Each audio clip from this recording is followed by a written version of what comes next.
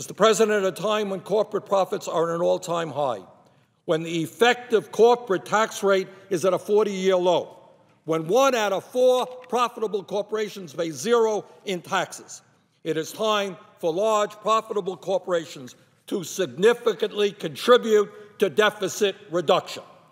Now, the First Amendment that I'll be offering would create a reserve fund to reduce the deficit and create jobs by eliminating offshore tax abuse by large, profitable corporations.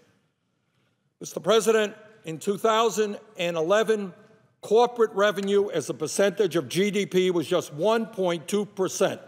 That is lower than any other major country in the Organization for Economic Cooperation and Development. Lower than Britain, Germany, France, Japan, Canada, you name it. Each and every year, corporations and the wealthy are avoiding more than $100 billion in U.S. taxes by sheltering their income offshore. Offshore tax schemes have become so absurd that one 5-story building in the Cayman Islands is now the quote-unquote home to more than 18,000 corporations. Mr. President, when the Bank of America, Goldman Sachs, J.P. Morgan Chase, and Citigroup needed a taxpayer bailout in 2008, and I did not vote for that bailout, they told us what great Americans they were, how much they loved the United States of America, proud to be an American. But when it comes to paying their taxes, these large Wall Street companies are proud to be with the Cayman Islands. So my suggestion to these corporations, next time you need a bailout, don't come to the taxpayers of America, go to the people of the Cayman Islands and get your bailout there. But so long as you're an American company, how about helping us with deficit reduction and paying some taxes in this country? But it's not just Wall Street. You got pharmaceutical companies like Eli Lilly and Pfizer also using offshore tax havens.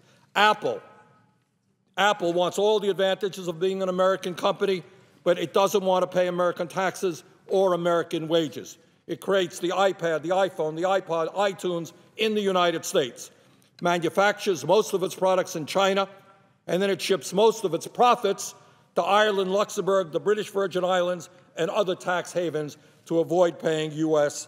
taxes. Mr. President, this is a huge issue. By the way, it's not just an American issue. It is an issue facing governments all over the world. Corporations run to tax havens, Cayman Islands, Bermuda, and elsewhere. We have got to address that issue.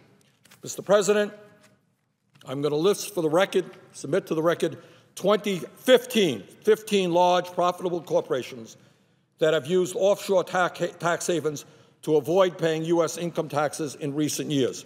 Top of the list, I'm going to give you just one example. Bank of America. 2010, Bank of America set up more than 200 subsidiaries in the Cayman Islands to avoid paying U.S. taxes. It worked.